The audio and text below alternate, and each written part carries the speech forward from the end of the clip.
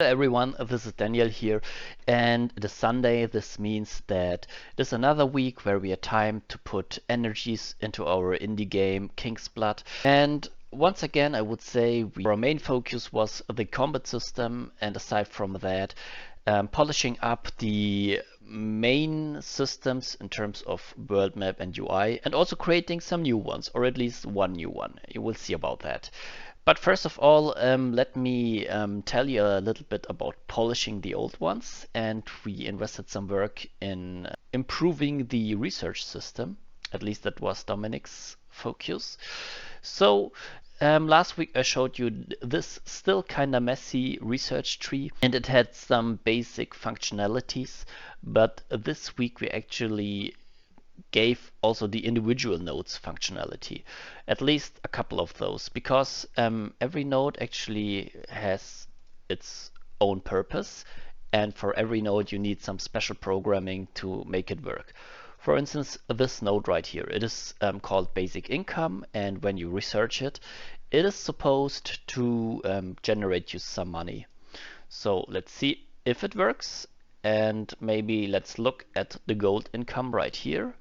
And you see it actually works. If I turn the turn timer now, then we get 50 gold per turn. So basic income works, and also some improvements in terms of graphics. Still, the research tree as a whole has to be polished a little bit, but you can see the functionality for this node works. And I think actually most of the first level functionalities work. For instance, we could also research the travel time, and I'm pretty sure it is working already as well. I think Dominic implemented this. If you send a group over the map, now it will travel a little bit faster at least. The thing I want to show you is actually a tactician trait. I cannot research it yet because, as you can see right here, it is connected to these lower nodes, so we don't fulfill the conditions yet. So what I will do right now is that I want to enable this node right here. For that, I think I have to research basic crafting as well. That's not all these preconditions, they are not working perfect at the moment.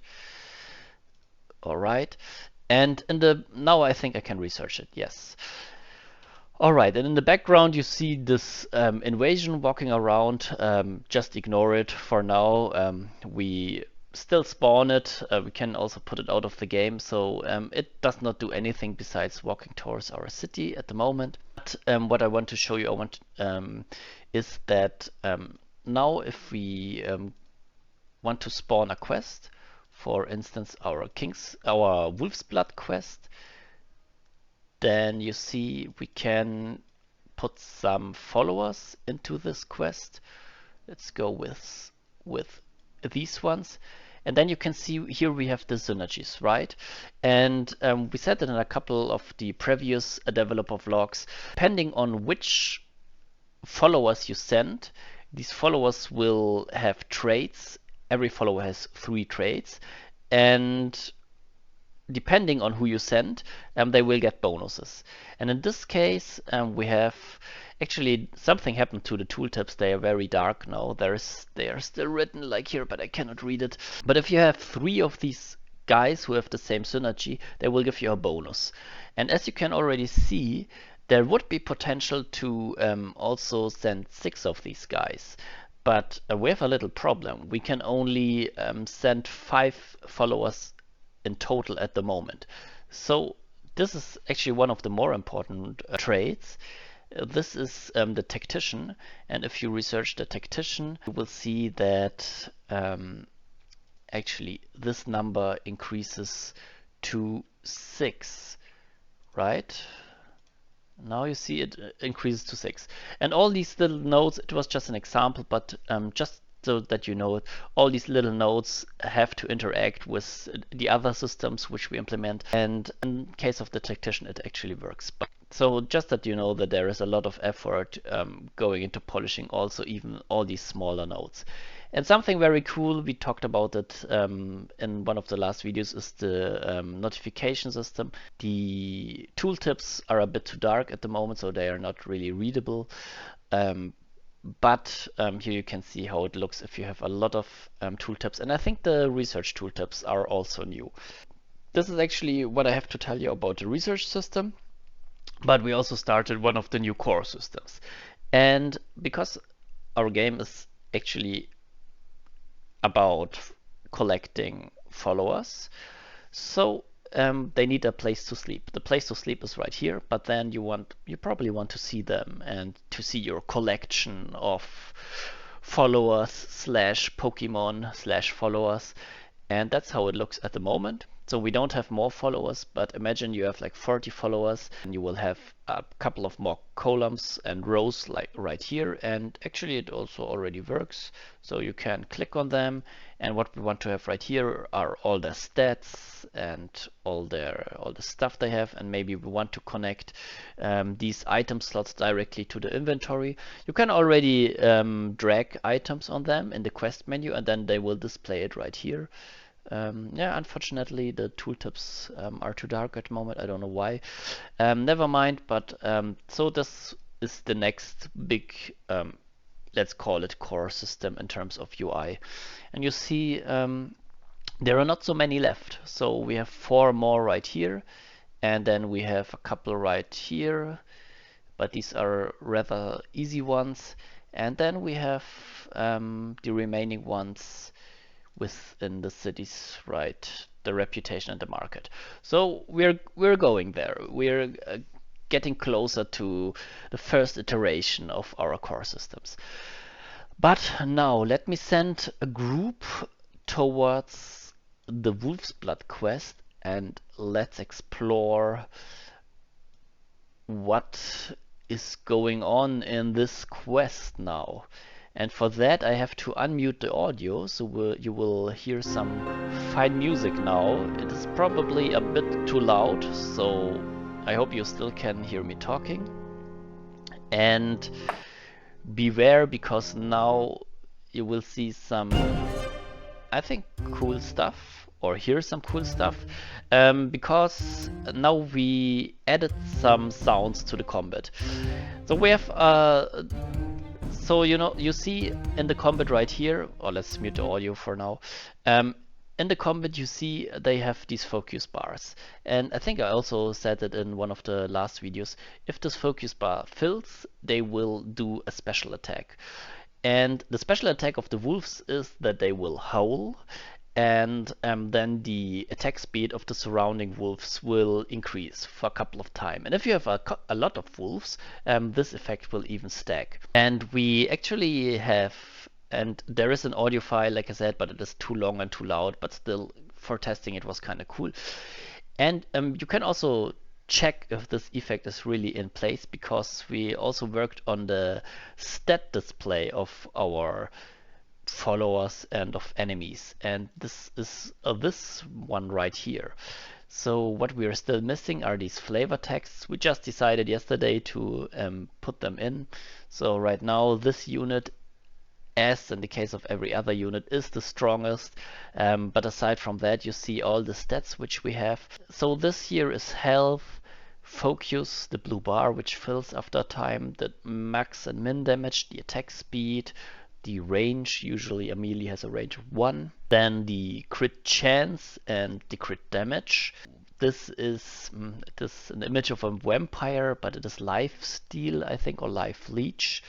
This is armor, magic resistance. I'm not sure what this is. I think it's block chance, evasion, and healing per second. So I think these are our basic stats. We have a couple more which we don't display, but these are the important ones. And now I want to show you the effect of the howl when the fight begins. Unmute the audio for that. You will hear some other stuff while this plays. Oh, okay. You hear him doing his attack. Oh, and here's the howling, and you can see if I press, you see, it stacks. So the attack speed stacks when they howl. And this is what we want to accomplish with most of the special attacks. They have some kind of effect. Alright. And now let's finish this combat, and then let's switch to the animation scene. Alright, and here we are. And I just want to show you how we do all of this stuff, because now here we have an animation. What we are using right now are so-called events. And for instance, this event right here, I hope we can double click it. This event right here is our archery animation. And if you reach this point, a projectile will fire exactly at this moment. And or if in other cases, if you have an attack animation, we have an event, and this is at the exact moment when the damage will occur. And I showed you this not just arbitrary, but I want to talk about projectiles, because for the archery animation you of course need projectiles, and we now added also an event where you can send projectiles. And we already had projectiles, but they basically shooted the projectiles out of their center, so it looked like the projectile came out of the stomach. But now we added an additional bone, and this bone is basically the projectile bone, and now all the projectiles come out of the location where they are supposed to come out, and they come out at the moment when we want to let it come out. So for this I will show you the current combat scene with all our combatants which we currently have. Alright, and here we are, and I want to unmute the audio. And you will see that, let's focus at her. You see the arrow comes exactly out of the location where it is supposed to come out, and it comes out when the bowstring snaps back, so to say. You can also see our very courageous Bjork. He's throwing stones. And as you can see right here, Rastoval is actually the first character where we also put in sounds. And you can see that if he's not doing his crit animation, then usually it's dragging the projectile and then shooting the projectile. So we do this all via events and this projectile bone. Alright. And then there is one last thing I want to show you.